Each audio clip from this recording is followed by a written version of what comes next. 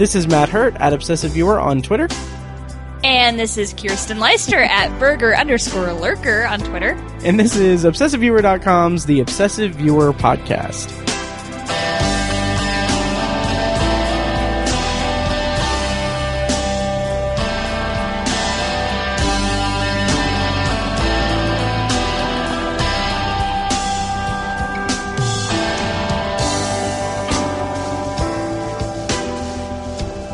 I can hear their TV.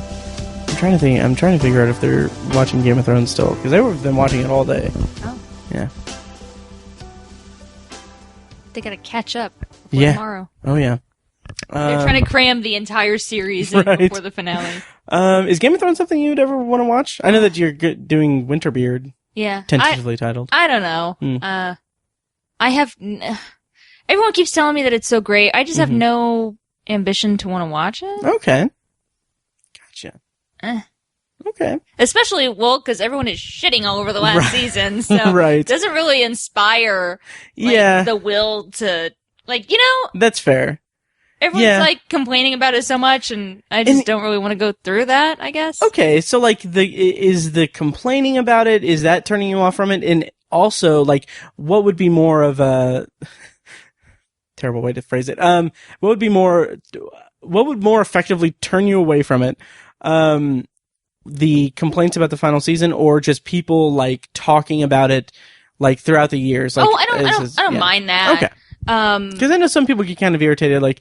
There's always the joke tweets and stuff saying okay, I get it, you don't watch Game of Thrones, so you have to talk about it. No, it doesn't bother me. Okay. I don't know. Well, It's not that I don't want to watch it, because I don't know. I mean, I'm sure I'd like it if I watched it. Sure. Everyone else likes it, but there's so much that I have in my queue that I want to watch. Yes. It's just not higher up than anything else. So there's plenty of stuff that is higher up than that. Right. That's fair. So, I mean, if I live long enough, I may end up watching it, Yeah. But my lifespan isn't. Right. My Netflix queue is longer than my lifespan. Isn't that the worst feeling though? It's there's so I'm much... never I'm gonna die before I watch everything. Yeah, I hate that. Yeah. So I hate that I'm gonna die. Think about after you die, all the great movies that are gonna come out after you die. Oh yeah. Yeah. Yeah. That sucks. It does. Yeah. That's one thing that I'm so glad that I lived through this. Okay, these cultural touch points of pop culture touch points. The whole MCU thing leading up to Endgame and Game of Thrones, and then also Lost. Yeah, because people in the future, they can watch it, but we were there. Exactly. Yeah. Exactly. Yeah. And there's no way that people can replicate that. That having to wait an entire year to see how Endgame plays out after watching Infinity War. Exactly. That's... I think in December it's gonna be on Netflix. That's probably. what I heard. Or it'll probably be on Disney Plus. Maybe it is Disney Plus. But, someone can watch Infinity War for the first time. Yeah. And then immediately follow and do a it double up with feature. Endgame. Yeah. And it's you don't understand the pain we went through for an entire year speculating and avoiding spoilers and the trailers would come out and everyone would freak out, Yep. Yeah. Ugh. Jeez. It was a lot to handle. Oh, yeah.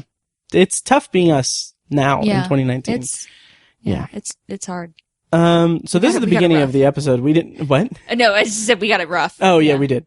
This is the beginning of the episode. I'm going to keep that in, but I want us to do the intro before that. Oh, no, that's going to be tricky. Yeah. Let me go ahead and do the intro, and then, Music. Pizza hates Kyrsten. She does. She's warming up to you. Yeah, she was rubbing on my leg earlier, which is a good sign. Yeah. And okay, she does it, but I do it, and it's oh. Yeah, Matt, stop rubbing on my leg. It's weird. It's my hands are on my, not on my person. Revise. Yes. That. Parking lot special. Oh, no. This part's getting cut out. Okay.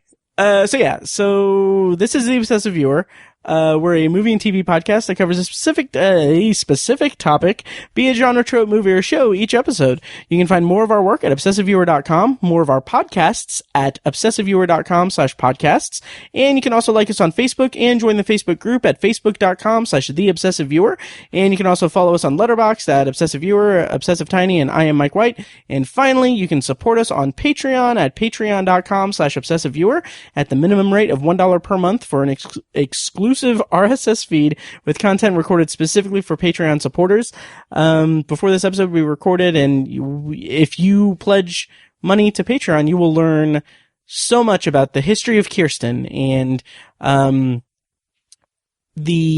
her friend in high school that she was voted most inseparable from, and what happened after. So find out how it ends. Exactly. Yes. So Kyrsten, hi. Hey, you're here. What's up? I am. Yeah. Full of regret. Yeah. Right. Regret and Qdoba.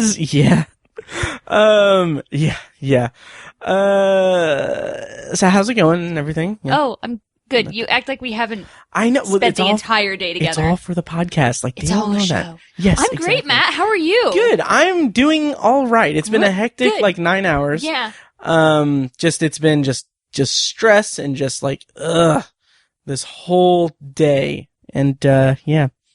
It's for the show. Sure. All for the show. Sure. So today we are, I'm your host, the aforementioned Matter. You literally have a script right in front of you. How are you screwing this up so bad? I don't know. Anyway, today we're talking about Detective Pikachu, and we're doing our next installment of our TV show swap, LOSTPoint. So we're gonna do that. I don't really have any news or anything, so, we can dive right into the review. Are we gonna talk about the Loki? Oh, yeah, okay. So let's kind of expand that a little bit. How are you feeling, now that we've seen Endgame, how do you feel about Disney coming out with their streaming service? We didn't talk about this last time, did we? Yeah, you asked me if I was going to get it. Okay. On the podcast? Yeah, I'm pretty sure. Okay. Well, are you going to get it? We talk about a lot of things. I don't remember specifically if there was a microphone in my hand at that right. time. I think we talked about it. Okay. I'm probably not going to get it. Okay. Yeah, I think we did talk about it. Yeah, anyway. just because I only have one stream. I only have Netflix. And I barely. That's true. We've talked about account. that. So I don't want to pay for another thing that I'm barely going to use. You're not going to pay for it to see WandaVision? Maybe if they change that god-awful name. The Loki show does sound interesting, though. Yeah. I think that's the one that's going to be not coming out this year or anything. I think it's going to take some time. But, yeah. I think Loki is the strongest and most well-liked character that they are basing a show off of. Yes. That, from the fans' Loki has perspective. a huge following online. Yeah. Like me, I'm more excited about Falcon and Winter Soldier. Yeah, I think that's going to be really interesting. Yeah, and that's just I like Loki a lot, but I just don't. I guess you would say I don't get the love for the character. Well, I think a lot of it is the actor. Yeah, that's true. Tom Hiddleston is, I don't know, he's huge on the internet. Like fangirls love him. Right.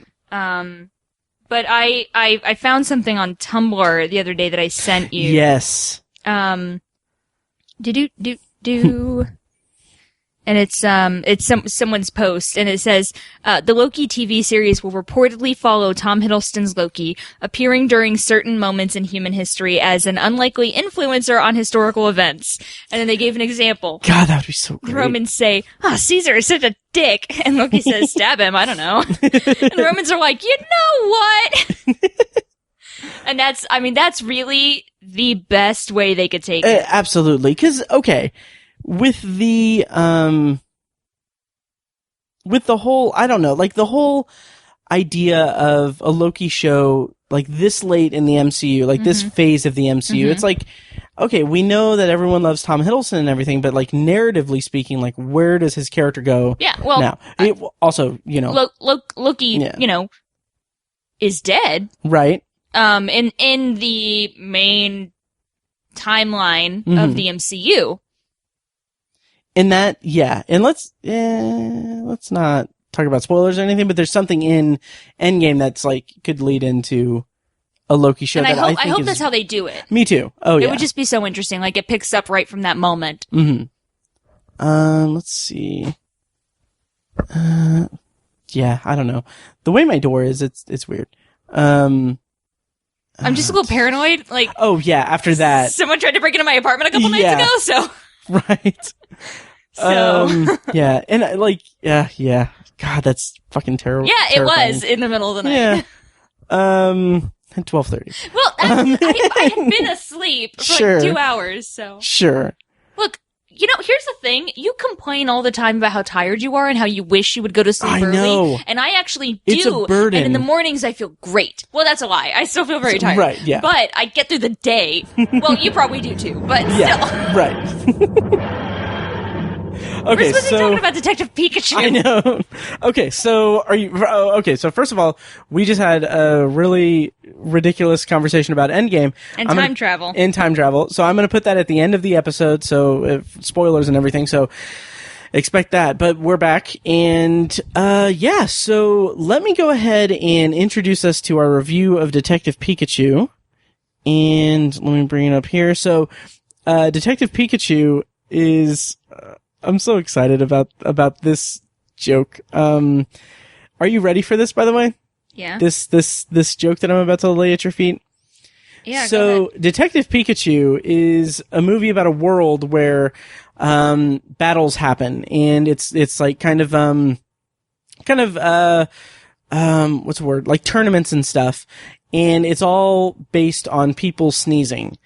And the movie's all about someone trying to find their Pikachu to win the contest.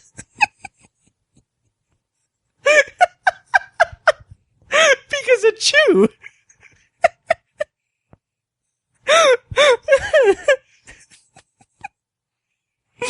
Are you done? I am. I've been so excited to share that joke. Why? Because it's so stupid. They're Pikachu. Here's the thing, you guys. He wanted to tell me this joke earlier. I did. And then he was like, no, wait, I'll save it for the podcast. I almost made it my check-in on Facebook, but I wanted to save it for the podcast. So, okay, so for real, the Detective Pikachu movie is, in a world where people collect Pokemon to do battle, a boy comes across an intelligent talking Pikachu who seeks to be a detective. This movie stars Ryan Reynolds as Detective Pikachu, Justice Smith as Tim Goodman, Catherine Newton as Lucy Stevens, and Bill Nighy as Howard Clifford. Directed by Rob Letterman, and I want to say... I don't know if he's really done anything else that I've seen. Oh, he directed Goosebumps, Monsters vs. Aliens, Shark Tale, Gulliver's Travels. Wow. Anyway, so this is Detective Pikachu. Kyrsten, I know that you are a huge Pokemon fan. Yeah, I like Pokemon. Yeah, and like pretty much throughout the movie, you were basically pointing out all of the Pokemon. They look so cute. They do. Oh my god. Yeah. They looked adorable. The Bulbasaurs got me. Mm-hmm. They were so cute. Yeah. Oh, and they do travel in a pack. Oh yeah.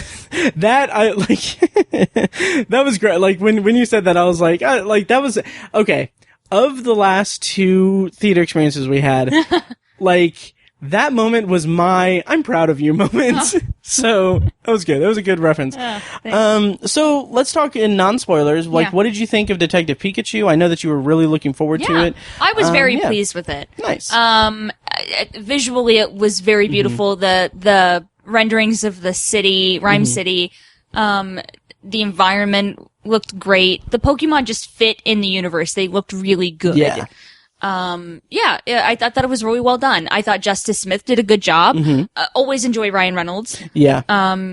It was good. Mm-hmm. I enjoyed it. I thought it was a really strong movie. Nice. I liked it a lot. I don't think I loved it as much as you did, but I'm much more invested in the franchise. Yeah. So. But I will say that I agree completely. Like the way that the Pokemon are like displayed, like the look of them is just so like it fits so well. Like I'm shocked that from my understanding there hasn't been like a live action Pokemon property or anything. I don't think so. And I'm like watching it, I'm like, that I don't know why, because like the movie starts out with Tim Yeah, and Goodwin? Jack. And Jack, going, it's basically like the introductory scene is them going into, like finding a Pokemon and trying to capture it. And just like that moment, like I was just sitting there like, wow, that's like, I believe this world. Like Yeah. I believe this world exists. And like I didn't, cause like I'm familiar with Pokemon. Like I played it when I was a kid for like 5 minutes. I couldn't put it down. And okay, I'm being a little bit like flippant about it, I guess would be the word. I don't know. Well, But- you're a few years older than me, so Yeah. you might have been a little too old, like when the Pokemon craze started. Yeah, you I know? think that was I was part I of was it. 10 years old. I was the exact right age. Okay, I that's was right fair. there. And like I played it quite a bit, or not quite a bit, for like I don't know, like a month probably. I played a lot, and then I just kind of set it down and never played it again. Oh my god. But like I was really a fan of Charmander. I was charmed by that Pokemon. And so like I just liked that game a lot, or for a brief time in my life. But I just never really thought about Pokemon in general. Like I had an emulator on my phone for a while that I played, and it was like cool. Like playing that like in the last year or so, I was like, okay, I can see why this is a craze and why it's Yeah. super addictive too. Well, and I'll also say, like, when you were a kid, you probably played the Gen 1 games. And there was a huge leap in quality Oh, okay. when we got to the Gen 2 games. Now, obviously, they're much more advanced now, but, I mean, the Gen 1 games were so buggy. Okay. And, I mean, there was kind of a rush to get them done. Mm-hmm. And get them localized for American release. And by the time Gen 2 rolled around, they really got, it was like, those were the games that they wanted to make. Mm-hmm. Those are the games that they intended to make from the beginning. They're so much better quality Interesting. than the Gen 1 games. Okay. And that emulator, what gen was I playing? You were playing Gen 2. Gen Yeah. 2. Okay, cool. So yeah, I enjoyed when I played it and everything, but, I just really bought into the whole universe kind of Yeah. thing. Like it's so, like there was a moment in the beginning where it's like introducing us to like the world, and it's kind of like has this voiceover thing like Pokemon are a part of our world and have been for centuries and stuff. And I was just like, I was like blown away. I was like, oh, these are the animals of that world. Yeah. Like that's the animal kingdom and everything is these Pokemon. And it's like, It was encompassing. yeah. And I was like, I was just so like into it. Like I was like, this is really good, like immediate universe and world building. And it's like, this is something that I could see being like, again, I'm so shocked that there hasn't been a live action thing. Maybe it's a technological thing, but like, I could see them doing like live action Pokemon movies and like expanding this world, and I would be all for it. Like, I feel like this could be like a cinematic universe thing. Yeah. Um, Well, I think one thing we talked about before, because we've talked about it when the trailer came out, yeah. that Rhyme City is kind of a standalone. Mm-hmm. It it's doesn't not- exist in any of the Pokemon games. Yeah. However, they did make a connection because there's a poster in his bedroom that advertises a tournament in the Sinnoh region, which is one of the regions in the Okay. game. And they also talk about when they're talking about Mewtwo was created 20 years prior to the movie, I think they said. Okay. That it was, or they lost track of it 20 years ago or something, and that was why they were trying to find it.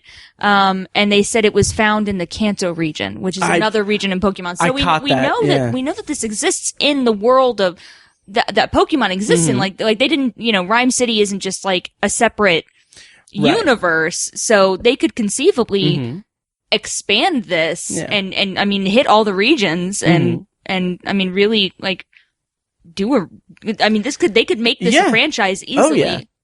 That's really interesting because like I think one of the reasons why I kind of fell off of it when I was a kid was that it was around the time I don't know if it was around the time that it started or if it's something that I discovered and just wasn't into, but cartoon. I just wasn't into it. Yeah, I wasn't too big on the cartoon either. Yeah. I mean, I watched it as a kid, but I was much more into the Game Boy games. And I think that kind of just... I collected the cards too. And see, I never got into the cards. I've still got a whole binder in my attic, at my apartment, full of cards. I gotta check them and see if there's any value. Yeah, it's funny. As a quick side note, and we'll get back to the review, my sister just texted me and my brother like a couple days ago and was like, "Look what I found!" And it was like, a big pile of Pogs that we had. Yeah, and it was like I was looking at it, I was like, oh, "Holy shit!" Because like in the picture that she sent, like I could see like, okay, I had Goosebumps Pogs, and I had no idea that I don't remember those existing. And like you can see like we tried to write our initials on the back of each one to see whose was whose. And like I remember like if you look at the ones that have my initials on it in the picture, it's like you can tell like I didn't understand how ink worked. So like I was trying to write on it, but like the texture of it didn't like the ink wasn't doing it. So like I pressed down on it so you can see like it's basically an engraving of my initials on it. So anyway, so you just totally devalued those Pogs. Pretty much, yeah. Those could have been collector's items. I don't think they were ever going to be collector's items. But yeah, so anyway, the construction of the world building was great. And I think, like I said, I think the tech involved with it is probably what kept it back because like like you said, the renderings of the world are incredible. And like, there are so many Pokemon in like every scene damn near. Yeah.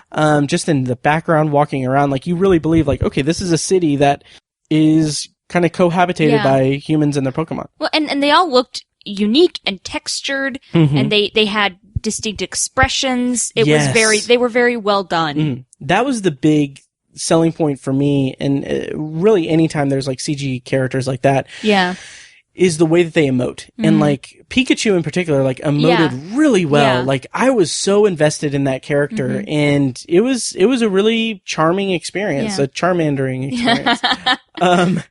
But yeah, not to jump into spoilers or anything, but just when there's a scene involving a Charizard, like when I saw that, I was like, oh shit, like it made me remember how much I loved like Charmander. Cause I think I actually evolved Charmander into, what's the second one? Charmeleon. And then I think one of like the big moments of my life was I actually got him to evolve into a Charizard, and I was like super excited about that. Yeah, it's a big deal. Yeah. So anyway, what did you think of the plot and everything? Again, and non-spoilers and stuff. So it was good. It was engaging. Well, and always trying to keep it in the reference that it was a kids movie. Right. It was really good. Okay. I was invested in Tim's story. Okay. And Pikachu's story. And I wanted to solve the mystery with them. And you did. I did. I nailed it. Yeah. Like it was like it was pretty early in. Yeah. And I think, and just by the way, if you listen to the last episode that we did, I did not tell anyone to shut the fuck up. Not during Detective Pikachu. Not during Detective Pikachu. Yeah. But yeah. Anyway. I even though, so hypothetically, if I had seen the movie without you, I don't know if I would have been invested enough to really try to deconstruct the mystery or like try to guess it ahead. I think I was just more enamored by the visuals and just the performance between Justice Smith and Ryan Reynolds. I think they had really good kind of chemistry. The comedic timing of Pikachu is like, he was like he felt at times like the character that it was existing for the adults in the audience. Oh yeah. Like he made a joke. Great. He made a joke at one point when they go back initially, when they go back to Harry Goodman's house, and they're in the bedroom that would have been Tim's if he had lived with his father, and he's like, "Oh, you had a Pikachu bed. That's not creepy at all." And then he's like, "You're not gonna turn me into a lampshade, are you?" And I'm like, that's a deep joke for the adults here. Yeah. That's not for the kids. Oh yeah. That in the, I've gotten really good at being alone at night. Yeah. That was great. And that wasn't even Pikachu, but like Pikachu like made like his snarky remarks about it. And like that just was great. It was a well scripted, movie. It was funny and quirky. Oh, God, yeah. I loved when Pikachu started singing the Pokemon theme Yes. song. That was great. Now it was earlier in the movie they played the Pokemon theme song and you could Right. hear it in the background. I'm like, oh, it's from the TV show. Yeah, and I never would have picked that And then up. he sang it later and I was Yeah. like, yes, I want to be the very best like no one ever was too. Yeah. So it was so great. It was yeah, great. and that like makes me not question it or anything, but like that kind of goes a little bit deeper to developing it and everything, or like into considering like the universe, because like in this universe, it's like, okay, these Pokemon exist and it's a world where Pokemon exist and everything. So in this universe, it's like, okay, they made the games and the show as just fans of like the culture of Pokemon training and everything and battling. And it's just like interesting to think about it that way, because it's like we have years of content and stuff that's been created just for Pokemon fans Yeah. and stuff. And like this movie kind of makes it like, okay, this is all in-universe fan like merch. Yeah, yeah. And it's really kind of interesting to see it that way. Other non-spoiler stuff. I looked it up. I said I was pretty sure when we were watching the credits, Ikue Otani. Oh, yeah. She is the original Japanese voice actress Okay. for Pikachu, Mm-hmm. in the cartoons and in the Japanese movies, and she reprised her role, doing the voice of, the Pokemon voice of Pikachu Yeah. in the movie. So I thought that was That's really cool. Yeah. What did you think of the action in the movie? Like the kind of battle It was scenes? good. Yeah. Mhm. There wasn't a whole lot of it for a movie about, Right. Pokemon battles. Yeah. It was more about the detective side than about the battles. And there's the whole Right. thing where Pikachu doesn't remember how to use his powers. Yeah.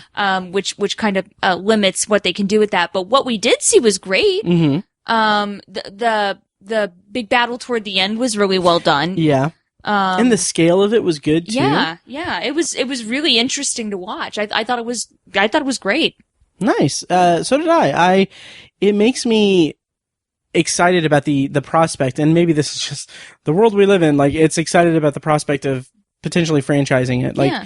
I would love to see yeah. a franchise. Yeah. Totally. Let's dig into spoilers, I think. Okay. Yeah. So we're going to go into spoilers. Here's a clip from the trailer. If you haven't seen Detective Pikachu, go ahead and beware that we're going to be spoiling it here in a second. If you want, check the show notes and for timestamps to jump over to our Lost Point segment. Did you just talk? Whoa. Did you just understand me? Oh my god, you can understand me! Stop! I've been so lonely! They try to talk to me all the time. All they hear is Pika Pika. You can hear him, right? Pika Pika! Yeah, Pika Pika Pika, he's adorable. You're adorable. They can't understand me, kid. Can no one else hear him? All right, that was a clip from the trailer. We're spoilers on for Detective Pikachu. So, Kyrsten, bring me through, like, tell me about your mind as you were, like, piecing together the mystery. Okay. So, I'm trying to think of like the first time the thought entered my head.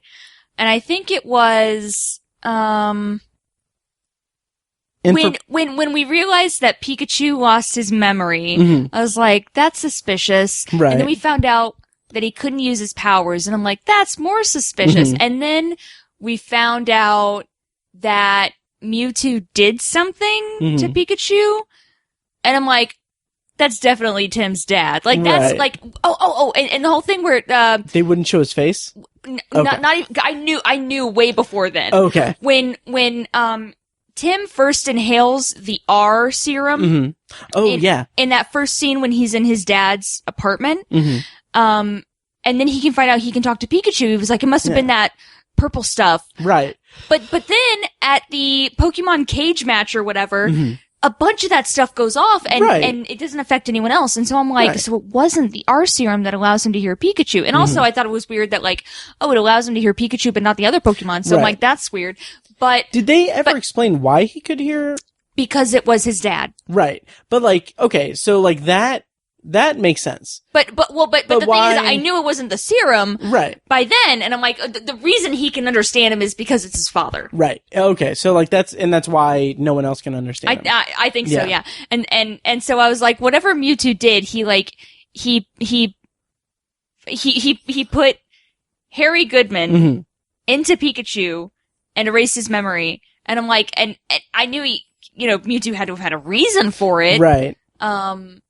But yeah, I totally knew way, like, yeah, and then, like, they would never show, like, they didn't show his face ever. There were several clips of him. That's where I would have picked up on it, I think, because, like, and granted, yes, it is a kid's movie, but, like, it's, like, they did not try to be clever about that at they all. weren't subtle about it. Yeah. But yeah, I was like, I think Pikachu is his dad, and you were like his mom fucked a Pikachu? And I said, first of all, his mom would have fucked a Raichu. Right. But no, I was like, think about it. There's going to be a big reveal at the end, and it's going to be Ryan Reynolds playing his father. And see, that kind of blew my mind a little bit when you said that, because you're like, we haven't seen any pictures of him or anything. Yeah, there were no pictures in his apartment. There were pictures of Tim when he was a kid. There were pictures of his mom, but we never saw any images of his dad from the front. So I was like, it's totally going to be Ryan Reynolds. Right. And I was right. Yeah. I'm the detective Pikachu now. Perfect detective skills. Yes. But let's kind of back up a little bit and I want to highlight this Easter egg in the movie. They made a reference to Home Alone. Yeah, that was really great. Really interesting. Because of course, like, it plays a clip from the movie in Home Alone that he plays to trick the or order the pizza. Or the pizza. And like, it's the movie in Home Alone is Angels with Filthy Souls. It was a movie completely created for Home Alone. Obviously. It's so funny. Yeah, and it's just like they played that, and I'm like, okay, that's cute. That's clever, because it's playing up the detective homage, like kind of film noir kind of thing. You and those old detective movies is something similar to what he said. Yeah, and I'm like, that's so weird but cool that they did that as just like an homage. So that was cool. And then so the actual mystery and stuff, like, I was just kind of like, okay, like, I was kind of along for the ride, but it was more just kind of in awe of the visuals and everything. Yeah. I thought it was really clever how they took Mewtwo's story, because we thought he was the big villain. Right. And it turns out he was the good guy. Yeah. And Harry and Pikachu were rescuing him from captivity. And then you find out that the guy who hired Harry is actually the bad guy the whole time. Yeah. It was a good twist. Oh yeah. It was good. It was very twisty. Yes. Yes. Any, like, what else can we talk about? How'd you feel about the performance and stuff? Like, we talked about the emotive performance of the CG characters. How'd you feel about, like, the vocal performance of Ryan Reynolds? Oh, it was great. Well, he's got a lot of experience. Yeah. You know? Oh, yeah. But yeah, Ryan Reynolds he's great in everything. Yeah. Yeah, I was very happy with it. I thought he fit Pikachu really well. And we were talking last time about how, Danny DeVito could have been Pikachu. It's like, can you imagine, like, at the end of the movie, Pikachu comes out and then they pan over and it's his dad, Danny DeVito, standing right there. Oh God. That would I would want to see that. Like, just see that. It'd be a whole different movie. Yeah. Just with Danny DeVito. Right. Yeah. Yeah. How'd you feel about the kind of flirtatious kind of romantic subplot between Tim and Lucy. Yeah, it was cute. Yeah.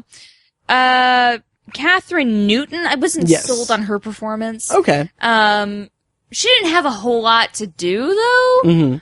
But yeah, it was, I liked when the Ditto was turning into different people, and he turned into Lucy, and he kind of hesitated, and he's like, I'm not gonna feel bad about punching the girl I might be slightly attracted to. Right. It was pretty funny. And what was kind of weird, and I wonder if this was intentional just because of the kind of climate of it, I guess. But like, he doesn't punch him, like, he gets his ass kicked and everything. Yeah, totally. I kind of wonder if that was intentional and everything, which I'm, all for, like, that. I could see that being like, I could see there being a discussion like, okay, should we have him really fight her in the kids movie? But it's not a girl though. Yeah, but it's I mean, a Pokemon. Ditto is genderless. Okay. Ditto is a genderless Pokemon. Right, but in that moment, it had the shape of a woman. Yeah, but I mean, like, it also was that other woman with the sunglasses, and he didn't hesitate then. Oh yeah, that's fair. He still got his ass kicked. Sure. But... Well, yeah. Okay. One Oh my thing God. that's really cool. So they talked about how that Ditto was one of the experiments. Okay. So who was so there's Howard Clifford, who's the father, and then Roger Clifford, who was the son. When they finally find out that the real Roger has been kind of kidnapped and locked up the whole time, that he's not the bad guy here. He's like, oh, that was one of my father's experiments. So, one thing that is there's a theory in the Pokemon universe. Okay. That, so, Here we go. In the original games, Mewtwo was created in this, place called the Pokemon Mansion. And you find notes about Mew there. That's also the only place in those games where you can, maybe not the only place, but one of the places where you can capture a Ditto in those games. Ditto and Mew are the same weight. Okay. They're the same color, and their shiny palettes are the same. And Ditto and Mew are the only two Pokemon that can learn Transform. Okay. Which will turn your Pokemon into any other Pokemon. So if you're fighting if you have a Ditto and your opponent is using a Charmander, you can use Transform to turn your Ditto into a Charmander, and you can use all of Charmander's moves. Right. So Ditto's pretty cool like that. Well, there's this theory in the Pokemon fandom that, when they were experimenting on Mew and trying to create Mewtwo, they created Ditto by accident, and that was a failed experiment. I like that. And I thought that was really, interesting, because they're found in the same place. Right. And they have all these similar characteristics. I thought that was really an interesting thing to throw in, and I wonder if that was a nod to the fandom. That's really interesting. I can see that. Because they created Mewtwo, from ancient Mew's DNA, and he's experimenting, and he created this Ditto, and I'm like, that's totally exactly what the fandom speculates happened, and so that was just really cool. I'm into that. Yeah. I totally believe it, by the way. Sure. I totally believe that Ditto was accidentally created in a lab. Right. When they were trying to create Mewtwo. That's okay. Cool. Yeah. Okay, well, if you're still listening, the final, the kind of climactic thing with the parade and everything, I thought that was cool, but I didn't feel like there was any, and again, caveat that this is a kid's movie, so it's don't need to deconstruct it too hard, but I didn't feel like there was enough in terms of stakes of showing the ramifications of people switching with their Pokemon and I stuff. get that, because the people's bodies just kind of passed out. Yeah. And then they're put they didn't show the Pokemon in the people's bodies running around I have limbs now, and all this, right? And they didn't show the people in the Pokemon bodies, they didn't even touch on that. Yeah, and it was just okay, it's establishing what's going on and everything, but it's we didn't live with that for too much. Yeah, I get anything. that. Yeah. And then also just I doubt that this was intentional as homage or anything, but just the sequence, itself kind of reminded me a little bit of, the first Spider-Man movie, with, Tobey Maguire. Shut the fuck up! Tobey Maguire. Because, there's one of the big scenes in that movie is taking place at, a parade, and Macy Gray's in it. Okay, so, just that's the only movie that can do a parade sequence? Yeah. Okay. That's how it works. But anyway. But I mean, the way that he bounces on, the balloons. Pikachu bounces on the balloons and stuff. It just reminded me visually of that. Yeah. Visually? Yes. Visually. Who do you think got the Pikachu in the tournament for the Sneezes? Sneasel. It's a Pokemon. Oh, okay. Yeah. Okay. I got nothing. What did you think of the, It's a pretty good answer, though. It was a good answer. Yeah. Two people are laughing their ass off. Yeah, two. And one of them is me. Yes.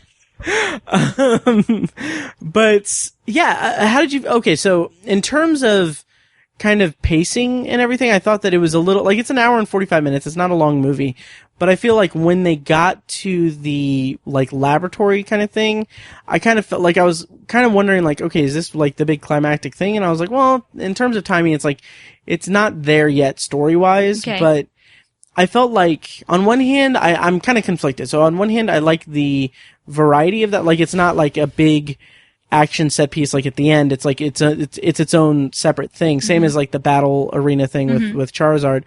But I kind of felt like at that moment, I was kind of like, I was starting to like get out of the movie just a little bit. Like I didn't have that problem. Okay. Yeah. I did like it for the way that it utilizes Psyduck.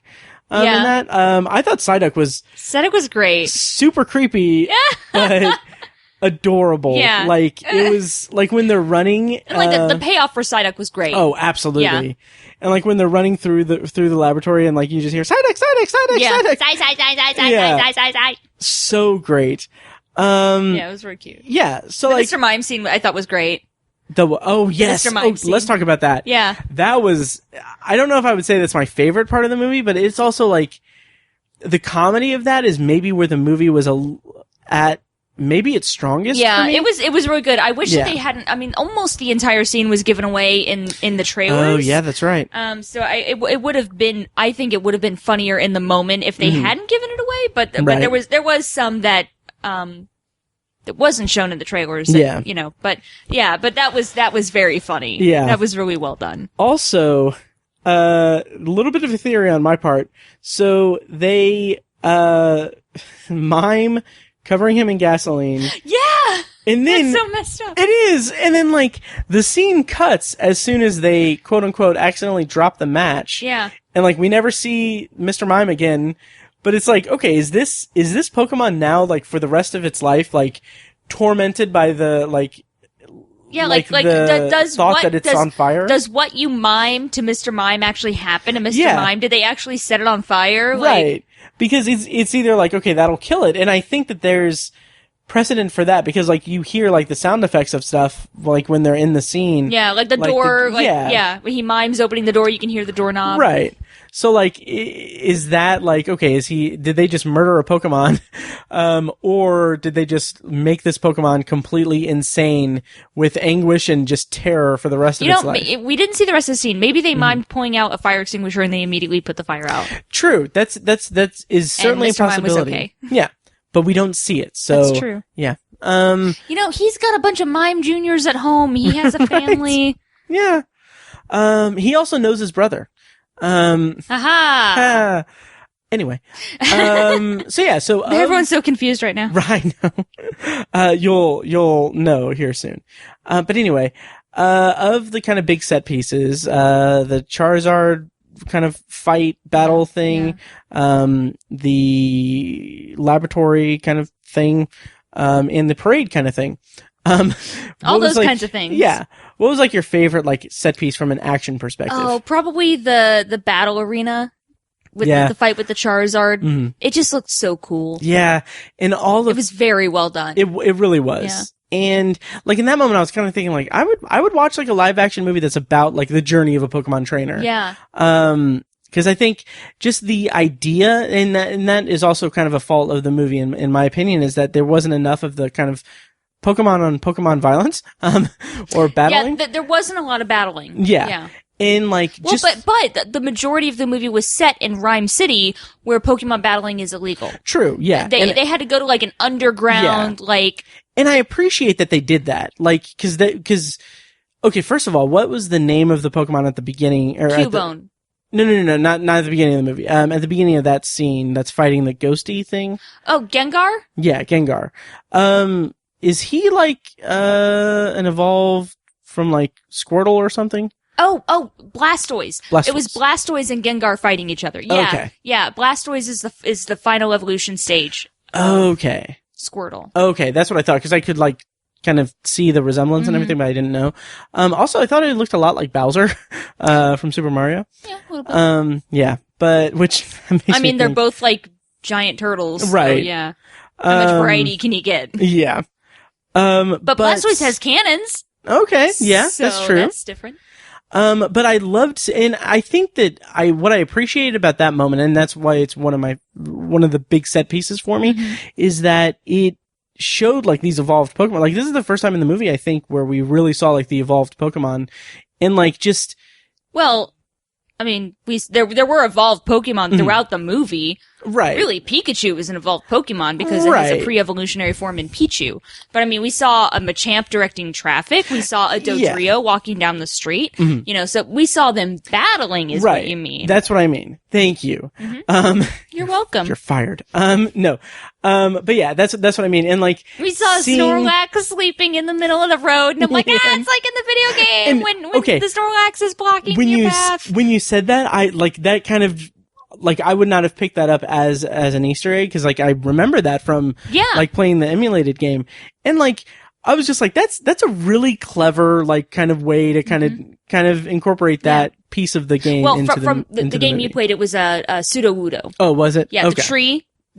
Oh yeah. Yeah, in the original games, there's, and it's a game mechanic that they employ to keep you from advancing too far.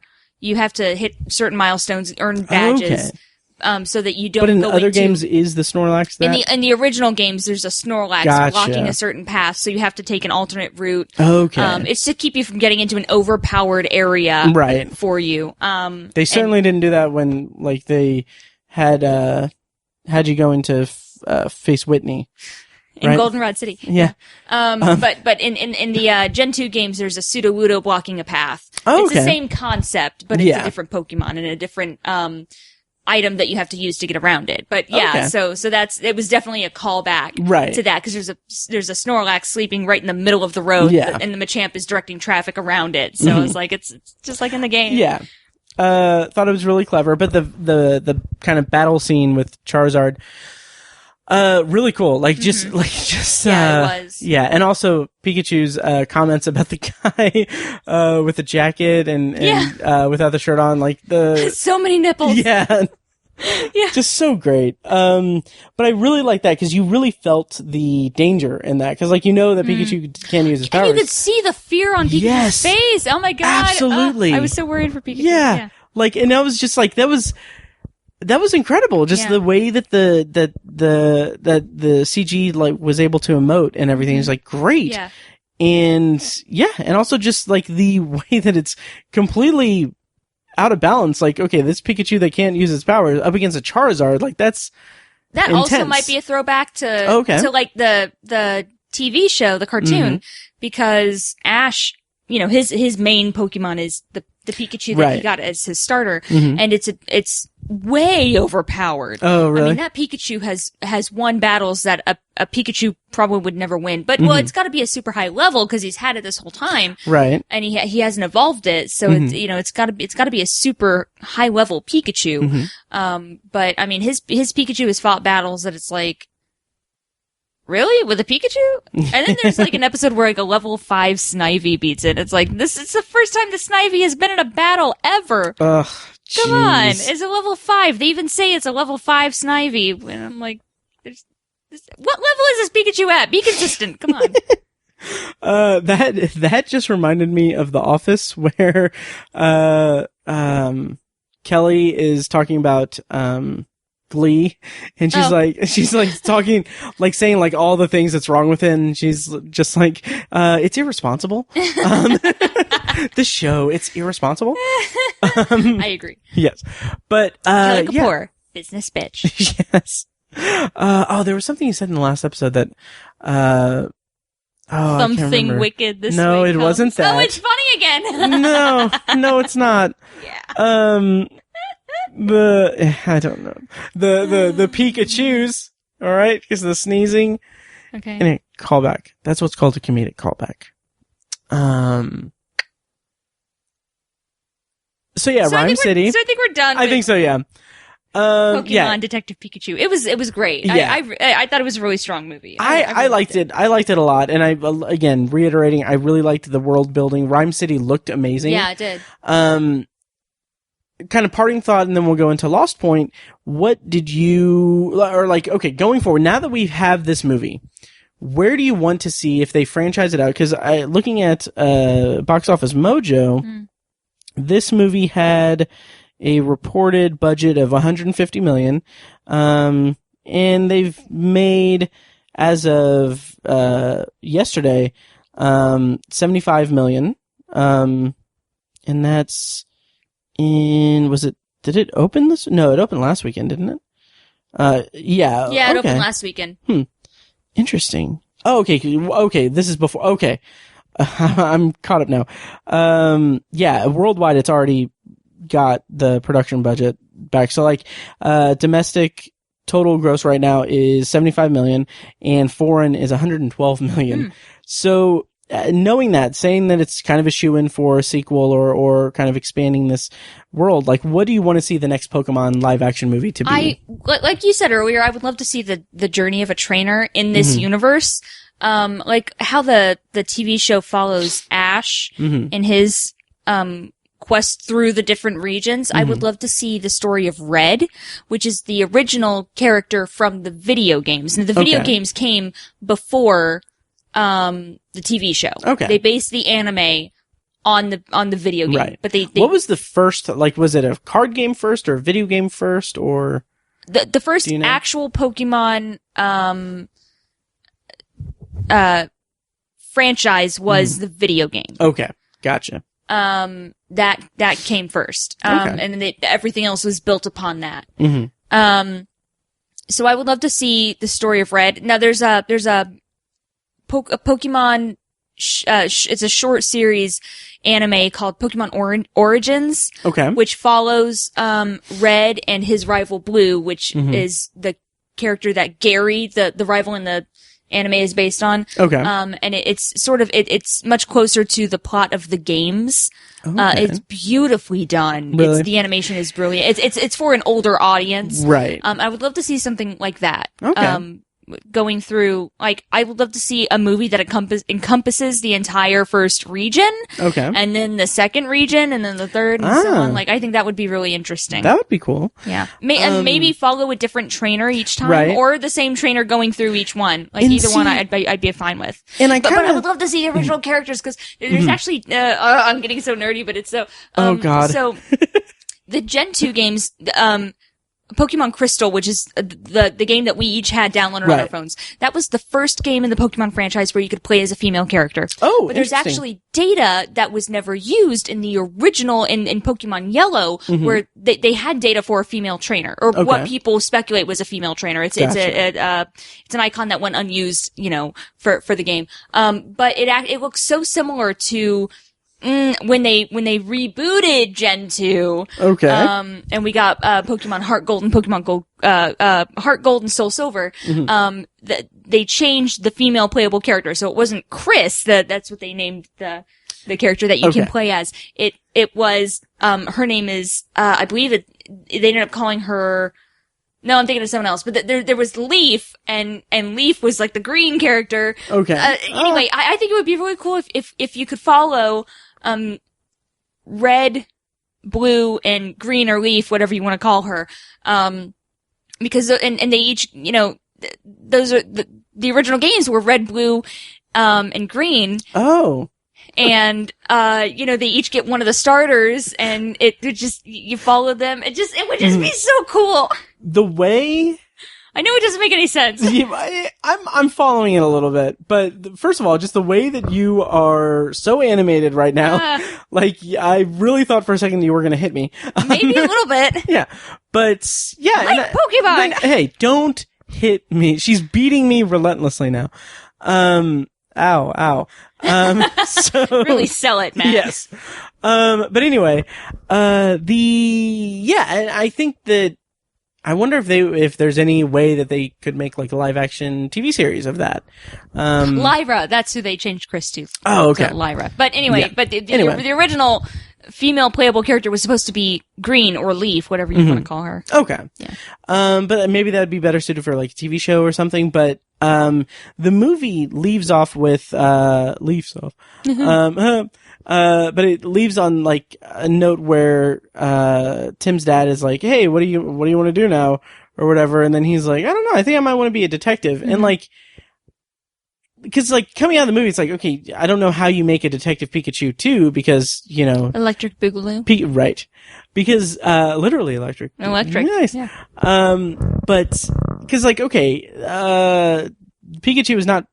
Yeah, the Pikachu that we had in the movie was actually Tim's father the whole time. So it wasn't Pikachu. Yeah. Now we know Pikachu is a detective because he's Harry's partner. Right. But, like, if they were to make, like, Detective Pikachu 2, Electric Boogaloo, they can't, like, I don't know how they could recapture that, like, cause... Yeah, I know what you mean. Yeah, Ryan Reynolds not voicing Pikachu, like, that's a big draw of it and everything. But I kind of was hoping that they would have, like, ended it with, like, oh, what do you want to be now? And then, like, have it be him saying, like, oh, I think that this whole experience has made me kind of want to, like, recapture my goal or my... Would he be that introspective about it? No, just say, it wouldn't be like that, like, whatever, but, like, the sentiment would be... To be a Pokemon trainer. To be a Pokemon trainer. Well, but he's a little old. I mean... Oh, yeah, that's fair. He's 21. At least 21, because we found the birthday card.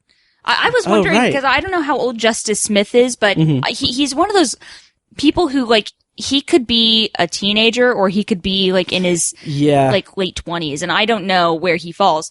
But there was when he walked into his dad's apartment, there was a birthday card addressed to Tim that he hadn't mailed out yet, and it was a 21st birthday card, which... And I think in real life he's 24. In the world of Pokemon, you're 10 years old when you go out on your journey. Oh, okay. So, I mean, I guess he could. There are adults who are Pokemon trainers, but, like, for the franchise, I don't know that that's a wise decision, because it's a kid. It is a kid's movie. Yeah. So that's fair. He was also in Jurassic World: Fallen Kingdom. That movie was terrible. But yeah, I think that sufficiently reviews the movie. I enjoyed it. I had a good time. Yeah, it was fun. Yeah. I'm happy with it. Nice. As a fan of the Pokemon franchise. If you couldn't tell by now. Right. I like Pokemon. Yes. Actually, the correct pronunciation is Pokemon. Oh, okay. With the accent over the E. Pokemon. Pokemon. Yes. Pokemon. Yes. Oh, let's real quick talk about the brilliant joke that I did in texting you. Because we had made arrangements, or we had said, like, oh, we'll see it Saturday. It's not enough that you tweeted it too. It isn't. So I had said, and okay, let me go ahead and just say it. I spent about 24 hours so excited to make this joke. Because I thought of it and I was like, Your life is kind of sad. It is. That's the whole point of this. The joke was, I said, hey, I know that you said that you're available Saturday, but just so that there's no confusion or anything, maybe you should take another Pikachu calendar and make sure that you are free. To which I replied, wow, Matt, I want to see Pokemon, not Jokemon, which is a much stronger pun. Oh, that's neither here nor there. But I will say, I was that. And I didn't take 24 hours to think of it. I sent it immediately. Okay. I didn't. Okay, let me just clear this up. Oh, okay. You were holding on to it for 24 hours. That's kind of worse. No, I don't think so. But anyway, so I just wanted to put that out into the universe there. You already tweeted it. I know, but people will find this recording in the rubble of the world after it's ended. You think so? Yeah, and like they'll listen to it and be like, nice. Oh. Yeah. What's Twitter? So what's a Pokemon? Right, what's a Pokemon? So that's our review of Detective Pokemon, or Detective Pikachu. Super fun. I had a lot of fun with it. It was fun. Yeah. All right.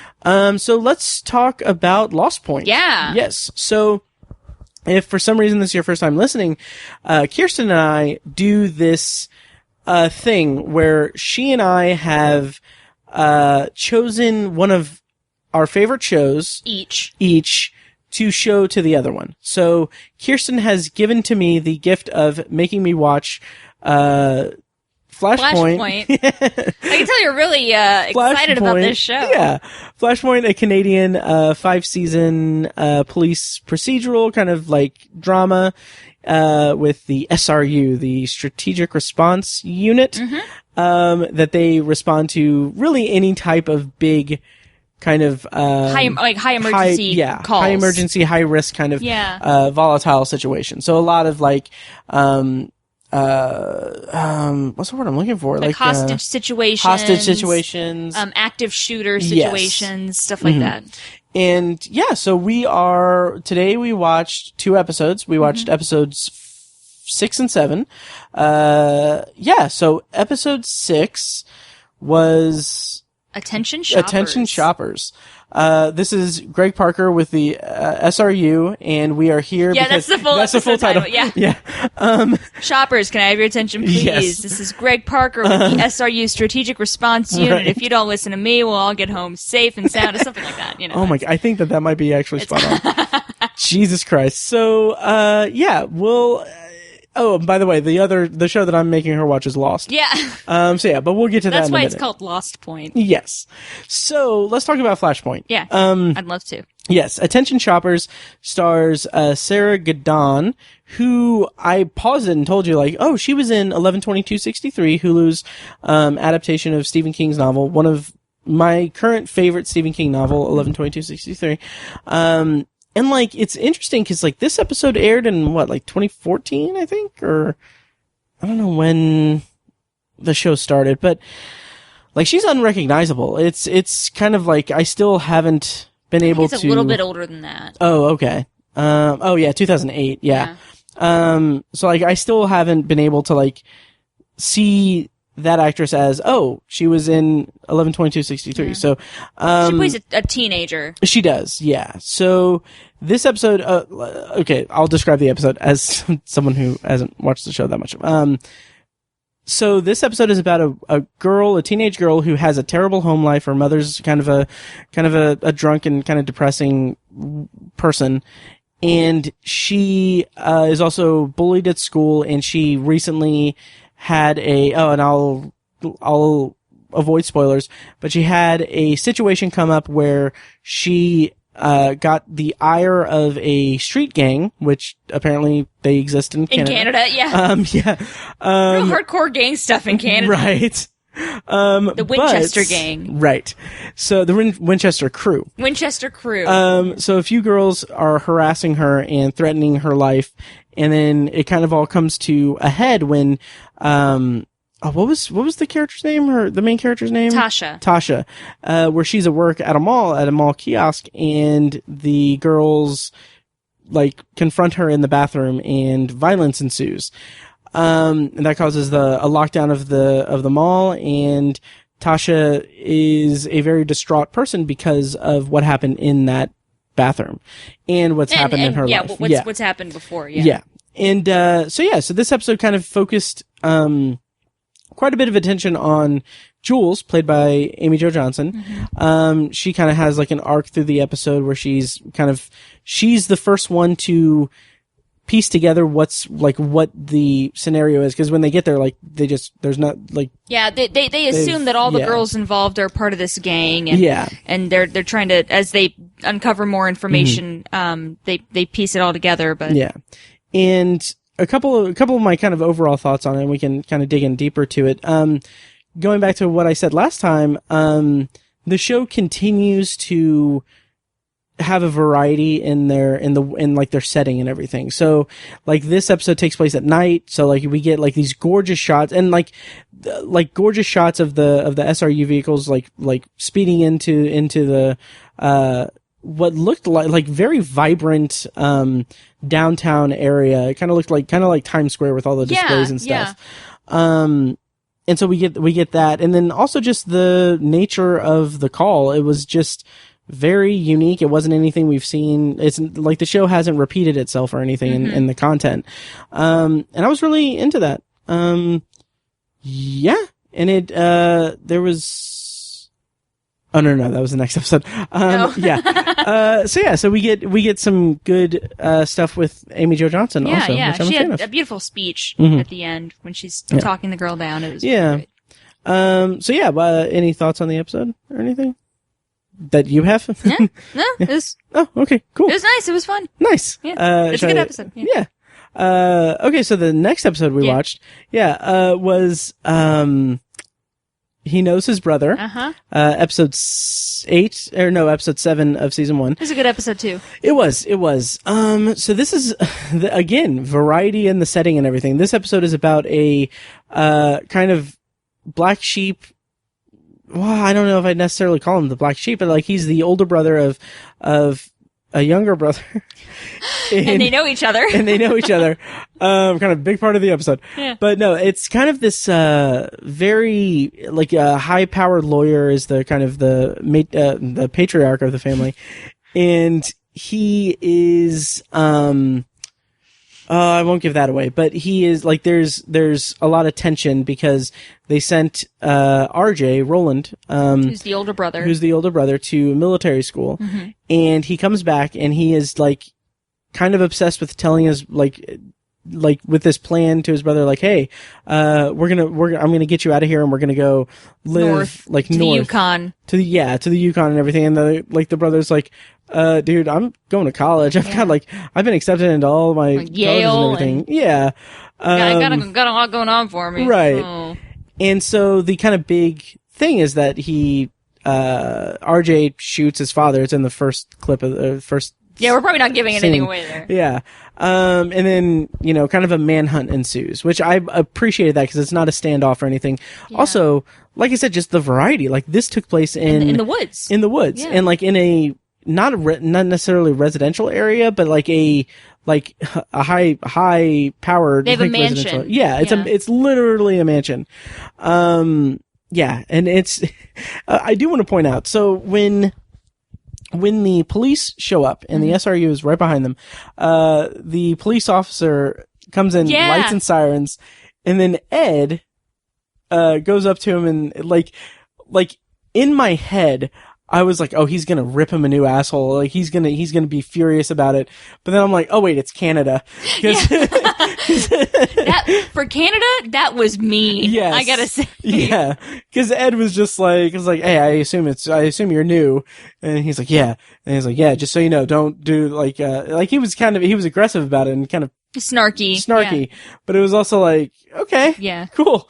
But yeah, this episode worked for me pretty well. I thought it was an interesting dynamic, especially when you go into play with like the stakes shifted quite a bit because it's not like it's introduced as like a standoff where like, oh, he just shot his dad, but it's like, okay, the dad is shot in the arm. It's like, not a fatal wound. Is it the line? 'Tis but a flesh wound. Is that the line? I think it's "'tis only a flesh wound." 'Tis only. I'm so sorry. Well, but there's also several different translations and editions. So yes. So anyway, and then it transitions into this manhunt and everything, and you get more information from the brother, and like there's this kind of "'tis but a scratch." "'Tis but a scratch." That's what it is. "'Tis but a scratch." Yes. But you get more information about the home life of the family. We started to combine Shakespeare and Monty Python. That's what I was going for. Okay. Oh, I thought we were doing Shakespeare. No, I was doing Monty Python. It's only a flesh wound. Yeah. I didn't know that was like "'Tis but a scratch" is Hamlet. Oh, okay. That's the one with the skull. Well, yeah, that's a different scene, though. Okay, I know. Well, that's actually, To Be or Not to Be, that's not the scene where he's holding the skull. Oh, really? Yeah, it's common misconception. It's the most famous speech in the show, which is why people conflate it with but that's Alas, Poor Yorick, I Knew Him Well. He's literally talking about the skull. Oh, okay. He's not contemplating or anything. He's like, alas, this guy, I knew him when he was alive. He's dead now. Okay. That's it. Okay, so anyway, but yeah, it was a good episode. We get more information about the SRU and their dynamics and everything. Sam is developed a little bit. Kandahar Ken. That was a good kind of thing. He got some really good character development in this episode.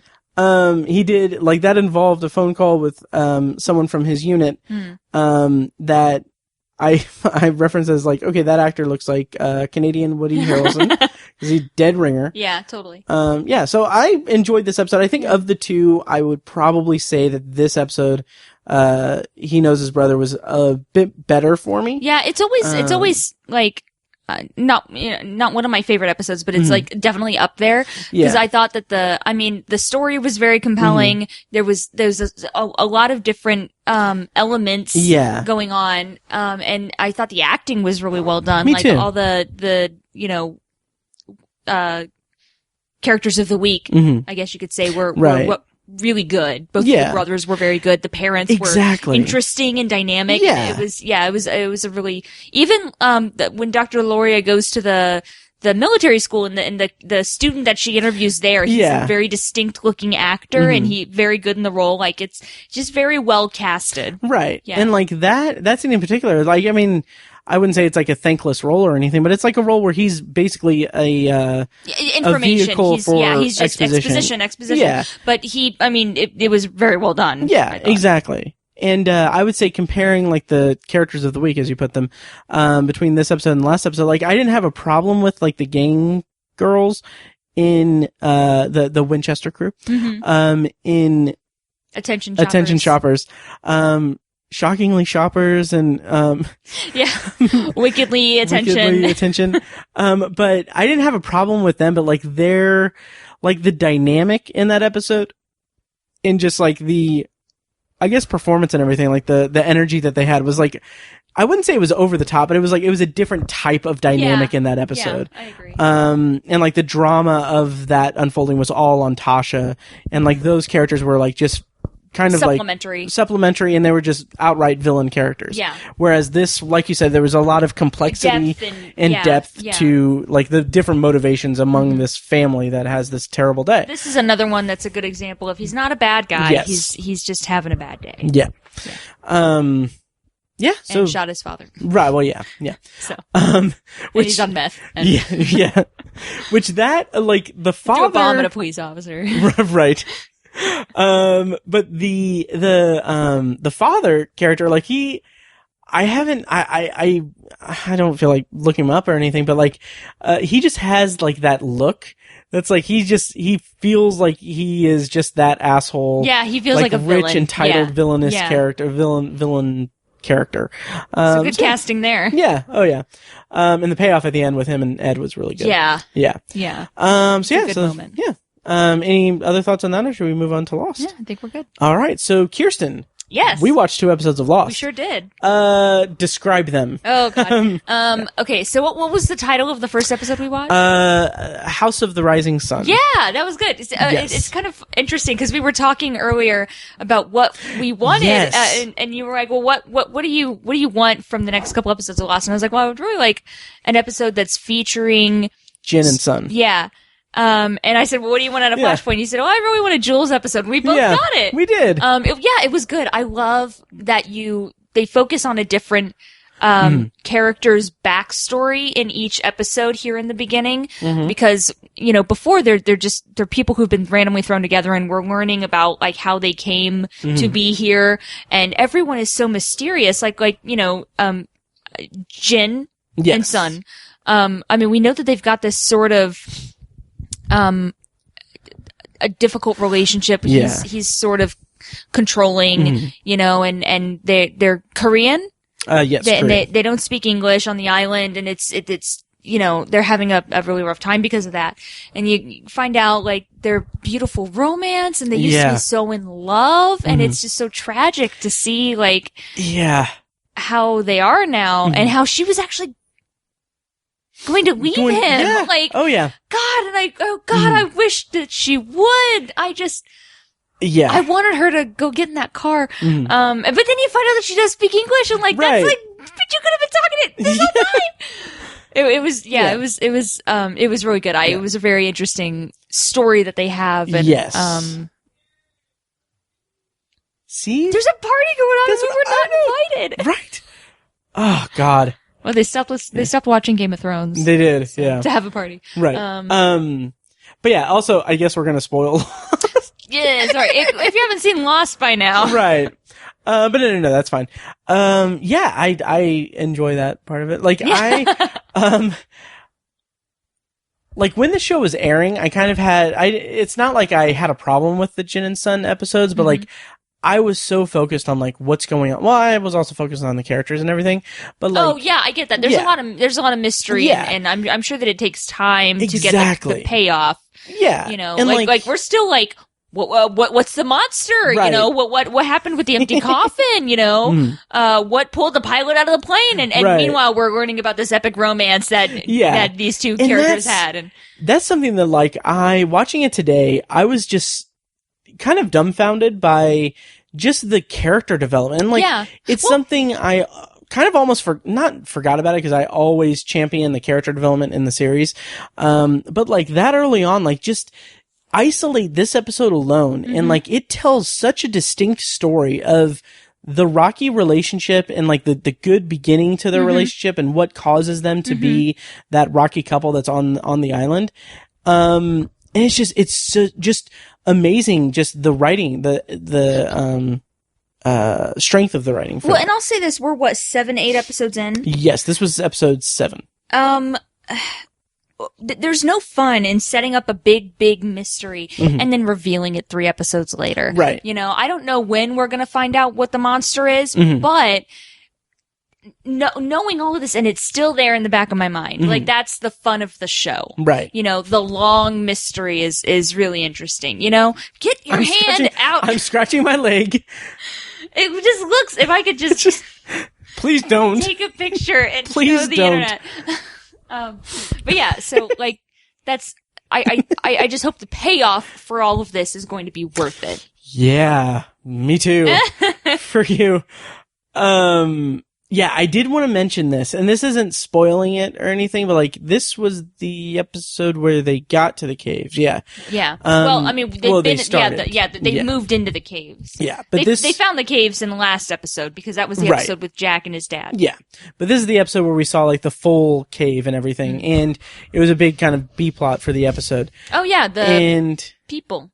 Yes. The dead people. Yes. Adam and Eve. So this is really cool because like there is a payoff to that at some point in the series, but at the time when this episode, when the season aired and everything, people were like going crazy, theorizing. And like one of the big theories that I don't feel bad like saying that this didn't pan out or whatever, but like for a while, like people were like, oh, like they kind of just thought this just kind of matter of factly, like, oh, that's Amelia Earhart and her navigator. Oh. And like, I thought like if they had kind of done that or like found a way to kind of reveal that, like I would be like, that would be really clever. That's really cool.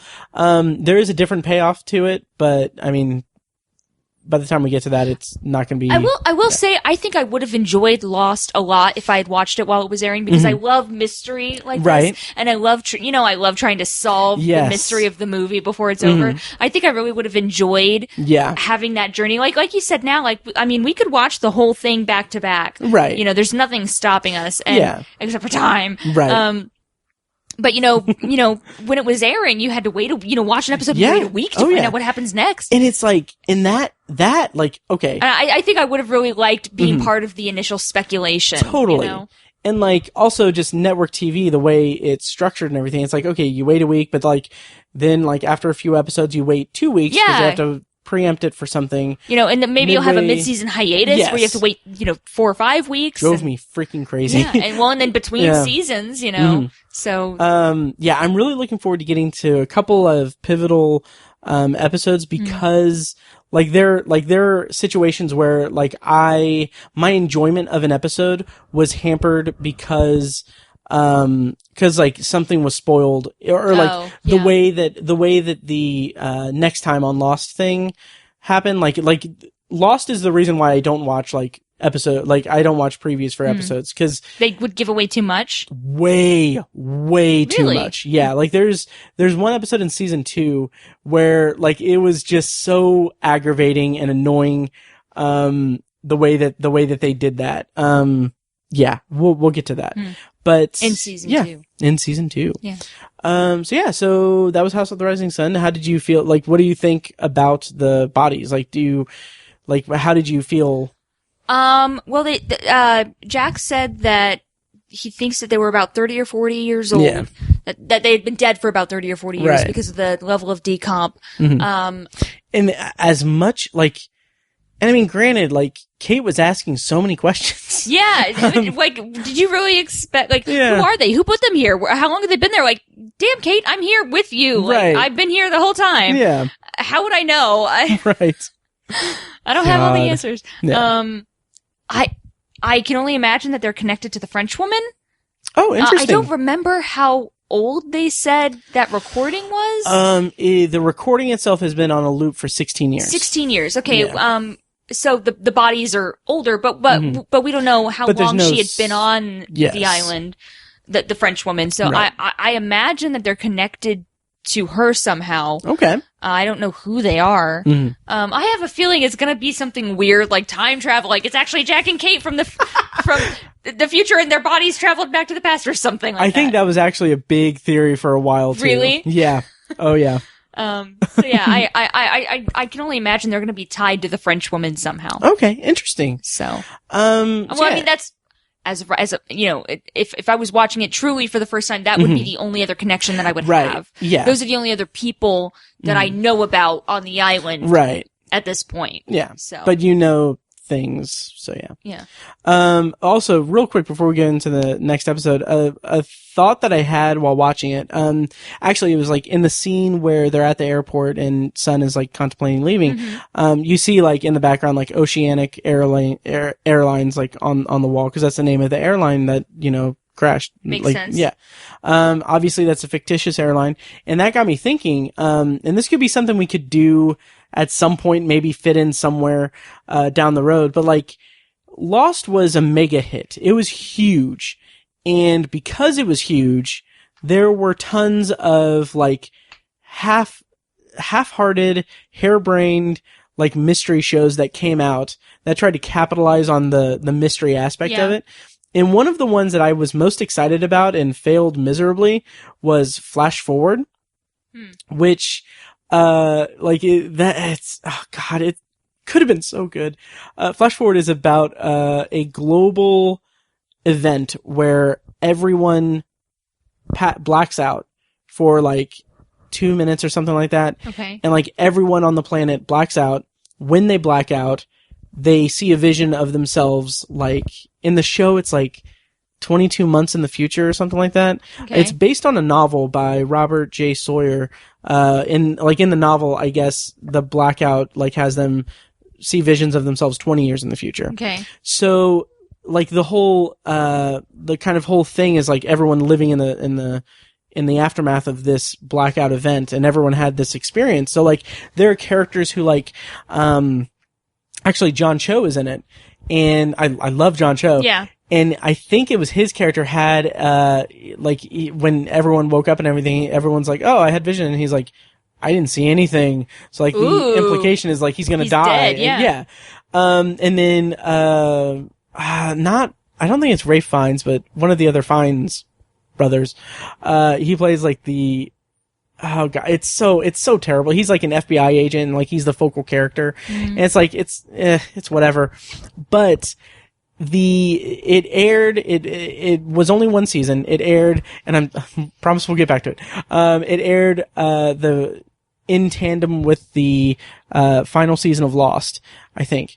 But in the opening episode, the first episode, you see, and this is so dumb. The Oceanic. Yeah. No way, really? You see a billboard that says like Oceanic Airlines, and like that alone, like, okay, if they did that, that would be cool. And it was both on ABC, and it's like, okay, that would be cool. Maybe set in the same universe. Yeah.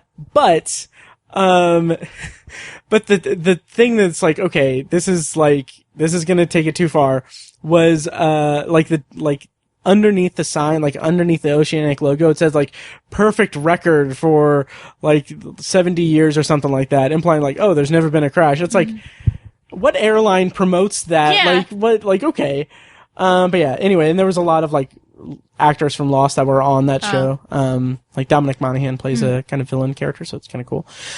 Anyway, right, yeah. so at some point, another episode. Yeah. So at some point, like it would be cool to kind of introduce you to some of those shows that were kind of like piggybacking off of Lost success. But anyway, what was the next episode we watched? Moth? Was it called Moth? The Moth. The Moth? Yes. Yeah, that was a Charlie episode. Charlie. And yeah, it was good.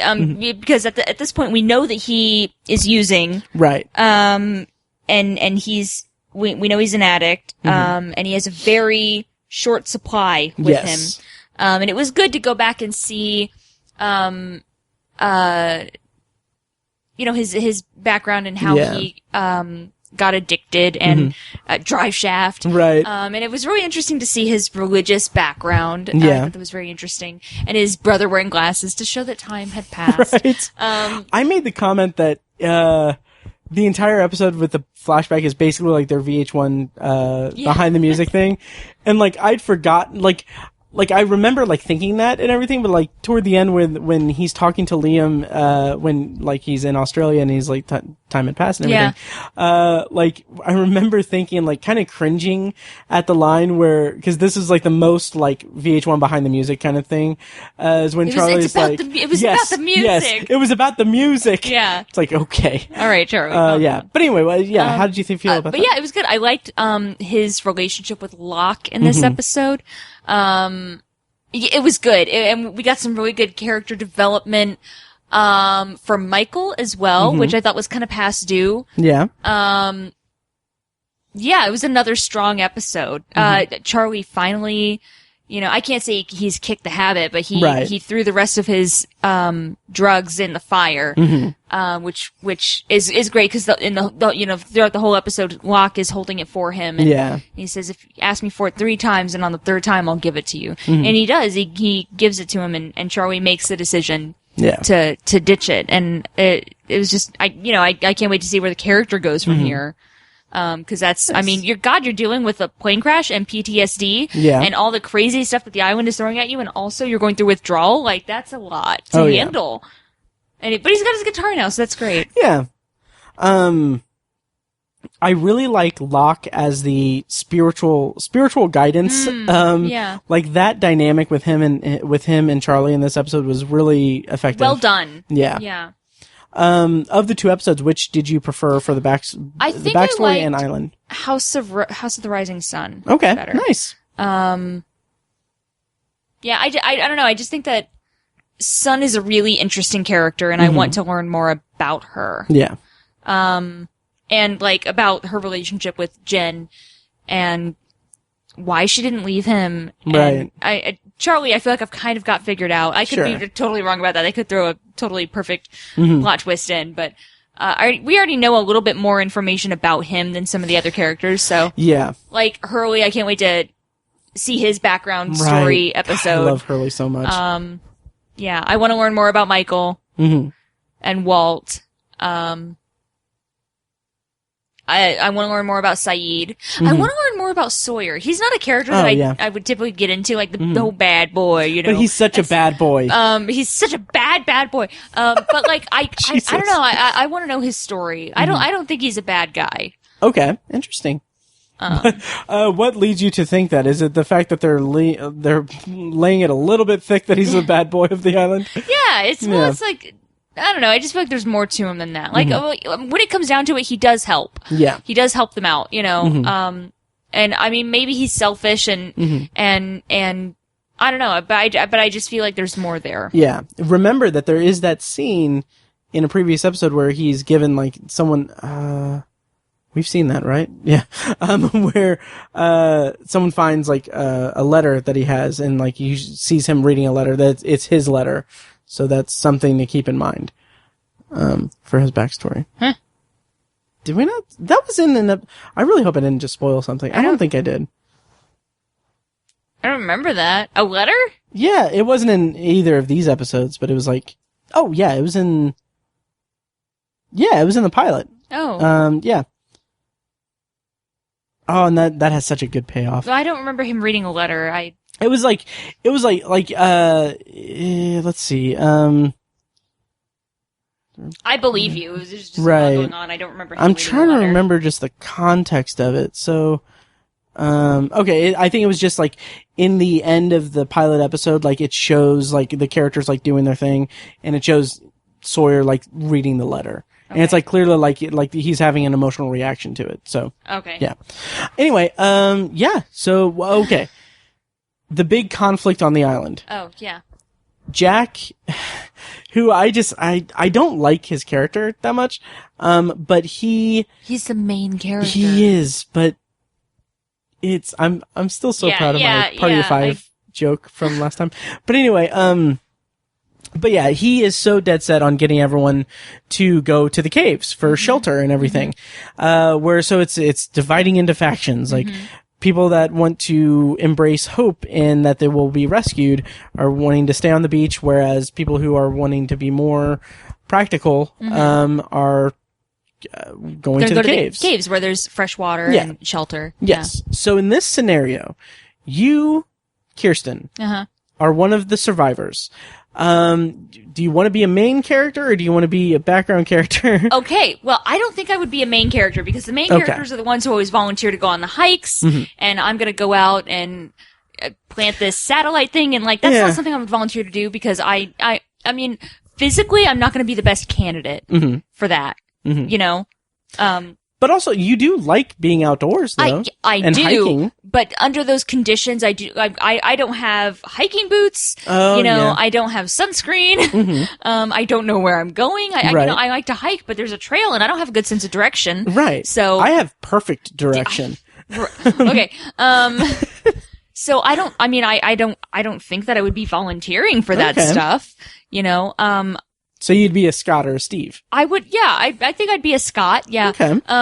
But here's the thing. I don't think that I would know that we were so off course because they didn't they didn't reveal that information to everyone. Yeah, that's true. They kept it within the group. They didn't want people to panic. Yeah, because that was the expedition that found out about the transmission. Yeah. Which they don't know about either. So they don't know that they were so far off course that any search party is going to be looking for them in a completely different area. Right. As far as the majority of the people know, the search party's out there. They're just a day away, you know? Because it's only been like 8 or 9 days in universe on the show. So, I mean, I honestly think that I would stay on the beach. That, like, rescue is coming as far as they know. I mean, I've only flown twice in my life. I flew to New York and I flew back. Okay. And, I mean, but I know enough about planes to know that there's a black box to know that, you know, they track the plane, you know, like on the radar, they see where it is and they know where it's going, you know? So as far as I know, they're out there. They just, you know, they gotta find us on, you know, whichever island we're on. And I mean, I know for practicality's sake, it makes more sense to be where the shelter and where the water is. Right. But they've been transporting the water. Yeah. You know, I think that it makes more sense to have a small group remain on the beach where they can keep the SOS Signal fire going and, you know, be able to flag down rescuers if they pass by and have the main group stay the main characters. Stay in the cave system. But then also when the cave collapsed, I'd be like, fuck this, I'm out of here. Right. Yeah. But I think I would want to stay on the beach because that's where rescue's gonna see us. Okay. Follow-up question. Yeah. You're a victim of this plane crash, a survivor of this plane crash, and it's now been 8 or 9 days. The more perfectly well-kempt survivors that are main characters. Yes. The ones who have perfectly shaved armpits and makeup. Yes. Which is funny because, like you've been pointing out the shaved pits and everything. And it's funny that like, okay, the women look like gorgeous and everything. And the men are allowed to have like scraggly, They look a bit scraggly, like facial hair, like beards a little bit, but it's still like, okay, it's still like sexy, you know? Yeah. Yeah. So how long in that scenario, would it take for you to be like, okay, I don't think rescue's coming? Like, cause in this scenario, it's been like 8 or 9 days. Yeah. So like, how long would it be before you're like, I don't really feel like being on the beach in the direct sunlight? I don't know. You know, I think as long as there were people staying on the beach, I might stay there. Okay. But I'm not going to be the only one out on the beach. Right. You know, I wouldn't want to be the only person anywhere on that fucking island. Yeah. Well, but as far as most of the people know, it's a regular island and they're just stranded on it. Well, they've all heard the monster. The big thing that was crashing. They all did witness that. Yeah. But that's just more reason not to want to go deeper into the island, to be honest. True. But I think the allure of, and I'll go ahead and just say my answer. I would go to the caves. Because I think the allure of having water there, fresh water, an endless supply was like, okay, yep, I'm good. Yeah. Yeah. Because also, it's not, okay, as long as there are still people on the beach, like, Yeah, it's I know. not It's like, not like you're not yeah, going to get rescued if exactly. people show up. I know that, but I don't know. Cool. I don't know. I guess maybe I'm more of a hopeful person. Like, That's fair. you know, in that situation, like, maybe some people need to have that Yeah. hope. Like, it's something that they, like, need to have. I just, at that point, you would have no reason to not think that they're Right. on their way. Mm-hmm. So. True.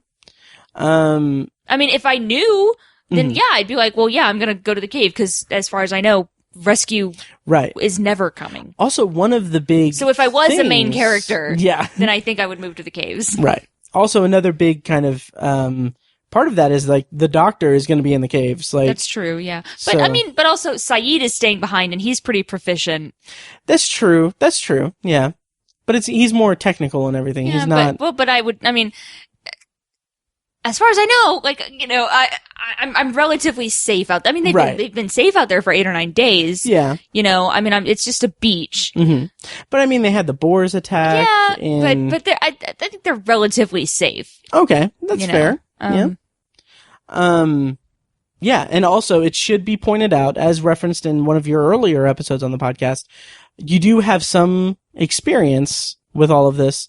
This may have actually been in the Patreon feed, because you were one of the stars of a Gilligan's Island short film from high school. I was. It was called Gilligan's Island. Yes. And we filmed it in like a creek. And I got nasty creek water in my mouth. Yeah, that was fun. Yeah. I played Mr. Howell, the millionaire, and I played the movie star. Mm-hmm. Yeah. Yeah. Cool.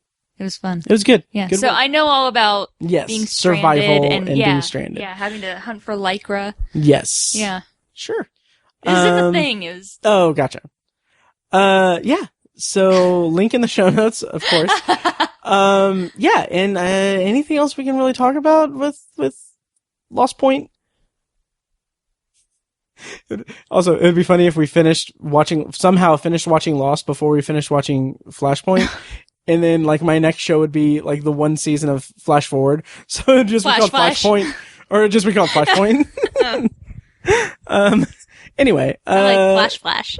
Yeah, it's good too. I think that's okay. I think Yeah. that wraps it up, yeah. Any new theories? Anything spark your interest that, Oh, you I want to don't put know. on Well, the record? there wasn't a whole lot of Mystery Island stuff Right. in the Moth. Mm-hmm. So we got the Adam and Eve couple Mm-hmm. in House of the Rising Sun. I will say that there was that cliffhanger at the end of the Moth where someone knocks out yes. Saeed. Yeah. What do you make of that? I don't know who it was. I mean, well, I could have been Sawyer, I guess. Mhm. I don't think it was. Okay. He is the island bad boy. Yeah, well, much like I'm the bad boy of podcasting. And he's out there with Saeed, but like Mhm. they were far enough away. I mean, they just launched the flares, so I don't think it was Sawyer. Mm-hmm. I don't know, maybe it was the others or I don't know who. I mean, I can't think of anyone on the island who would have motive right. to knock him to attack Saeed. I mean, he's trying to get them off the island. Yeah. So it's got to be someone who wants to keep these people on the island or sees Saeed as a threat. Mm-hmm. So I don't know. Interesting. I just realized, like, I'm thinking ahead, and like, next time we might have some answers, but I don't. This is an interesting conversation that we'll keep in mind for next time. So yeah. Yeah, I think that will about do it for this episode then. Yeah. So yeah, check out, oh God, I feel terrible. I made a guest appearance on You're Gonna Love This or Not, a podcast where I was invited into, Matt's, Subterranean Fun Pit. It's Matt and Josh. They're the hosts of it. Basically, Matt picks a terrible movie to subject Josh to, and they have a guest on, and I was fortunate enough to be a guest on the podcast, and we watched Short Circuit 2. So check that out. I'll put a link in the show notes, of course. And You're Gonna Love This or Not is a part of the Geeking in Indiana family of podcasts. So our friend Tony over there is kind of a producer on that. So yeah, check that out. It was a lot of fun. Those guys put on a really fun show. So Kyrsten's yawning. Yeah, well, it's 10:30. It's past my bedtime. It is. Goddamn. Okay, so yeah, thank you guys so much for listening, and we'll see you next time. Tiny and I are going to have a Game of Thrones finale special. Also, check out Anthology, where I'm reviewing The Twilight Zone, both old and new. And yeah, also Tower Junkies. Subscribe to that, so when we bring it back, it'll pop up on your feed. Thank you guys so much for listening, and see you next time. Bye.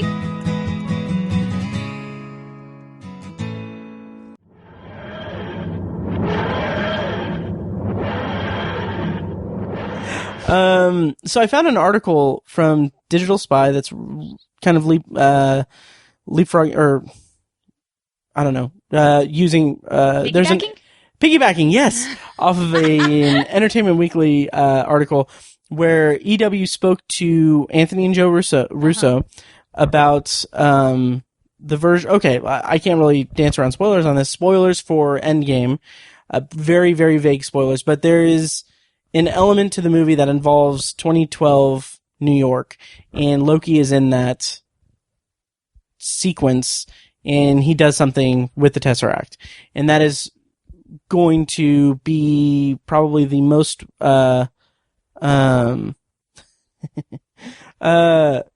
that's going to be that's what people are saying, like, okay, that's going to lead to the Loki show. Mm-hmm. So the Russo brothers said, Loki show. Yeah. Let's see. So EW asked the Russos about that version of Loki, and Joe, quote, Joe slyly teased that, interestingly, Loki has a show.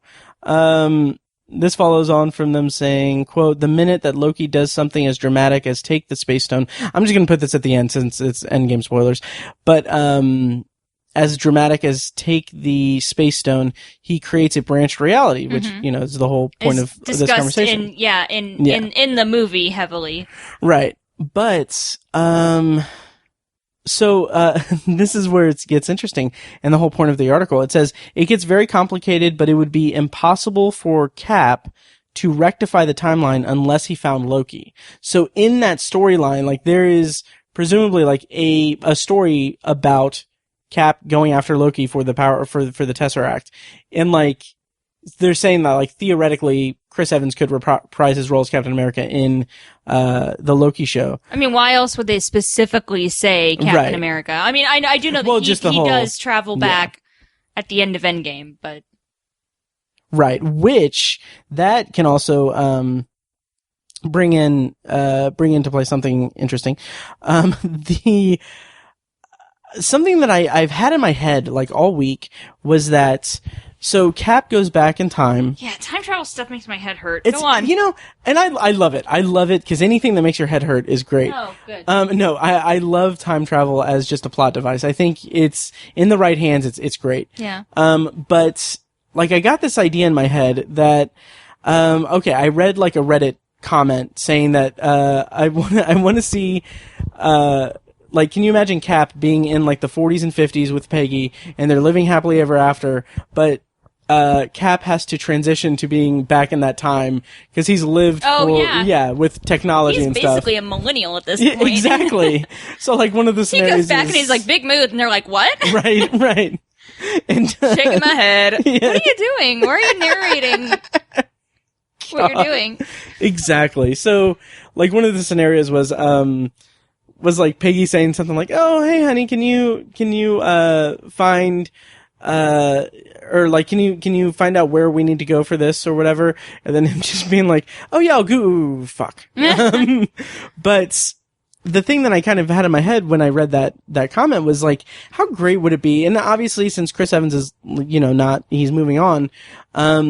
I would love to see a TV show or even a comic book run where it's just, it's Cap back in time with Peggy. They're in that timeline has branched off into its own reality. And it's adventures of Peggy Carter and Captain America going and throughout their new timeline, just stopping like the stuff that Oh, yeah. Cap knows about.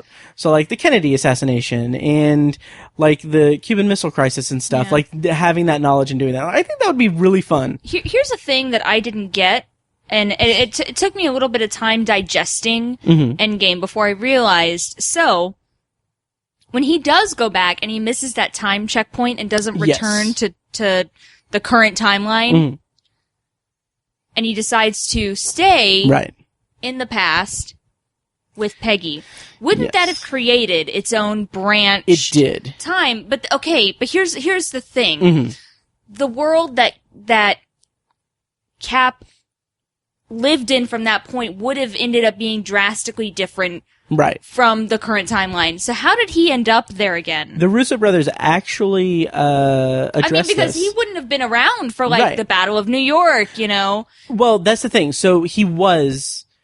But like when he went back, old. Well, no. When he went back in time, that's his present. Like they say in the movie, that like the past becomes his future.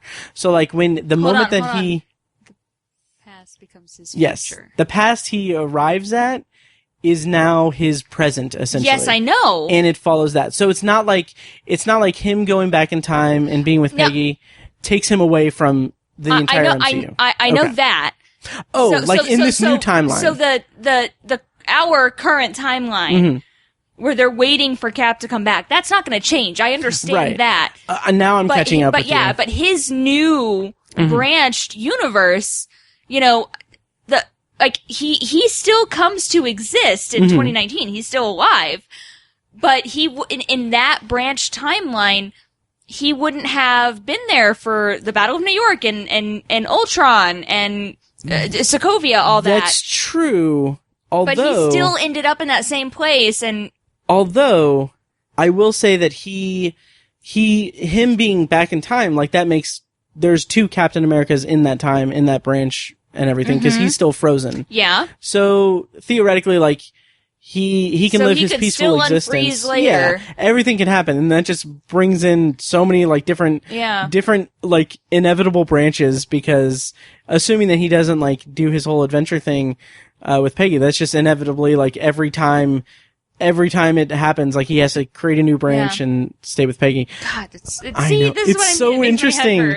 But I was gonna connect that to some. I was thinking that when you were talking about that, just to address this, if anyone's confused about it, when he comes back and he's on the bench and everything as an old man, that's him. He's like he was returning to that branch. Like it wasn't like he waited around and went back to that. Oh, really? Went back to that bench. How do you know that? Because in his reality that he goes back to and is with Peggy, like that doesn't exist anymore. Like, or it's not that it doesn't exist anymore, but he is now in a new timeline. So the timeline that we're in, where he went back in the past and everything, is that's why I was confused, because he would have changed the entire course of events going forward by being there. Yeah. Okay. But since it's another branch, he hopped back to his original branch. And then went back home with. Exactly. Okay. Yep. So anyway, that was all. We gotta stop talking about Endgame. I know. God damn it. This is too much. Yeah. Okay. We're supposed to be talking about Detective Pikachu. I know. Okay. So. The Obsessive Viewer podcast is edited and produced by Matt Hurt and presented by ObsessiveViewer.com. For a full archive of our episodes, go to ObsessiveViewer.com/OV archive. You can also like our Facebook page and join the OV Facebook group at facebook.com/TheObsessiveViewer. And follow us on Twitter at ObsessiveViewer and at ObsessiveTiny. And follow our recurring co-hosts at I am Mike White, that's me, at R.A. Feckus, and at Burger_Lurker. If you enjoy the show, please take a couple minutes to leave us a rating and a quick review on Apple Podcasts. This is the easiest way to support what we do, and all it costs is a little bit of your time. If you'd like to donate to the podcast, you can make a PayPal donation at obsessiveviewer.com/donate. Or support us on Patreon for recurring donations and access to commentary tracks and B-roll audio recorded exclusively for patrons at patreon.com/obsessiveviewer. Every donation goes toward paying the fees to keep the podcast running and is greatly appreciated. For official Obsessive Viewer merch, including shirts, mugs, phone cases, and more, visit our TeePublic store. You can find a link to the store in the show notes of this episode and at obsessiveviewer.com/donate. Or you can simply search for Obsessive Viewer at teepublic.com, T-E-E, public.com. For information about our annual live event showcasing short horror films from local filmmakers, check out shocktoberInIrvington.com. And for an archive of all our events, as well as news about potential future events, head over to obsessiveviewer.com/live. For more podcast content, you can find Anthology, Matt's solo podcast covering The Twilight Zone and other classic and contemporary science fiction anthology TV shows at anthologypod.com and on Twitter at OVAnthologyPod. You can also find Tower Junkies, a podcast where Matt and Tiny share their love of all things Stephen King and his magnum opus, the Dark Tower series, at towerjunkiespod.com and at towerjunkiespod on Twitter.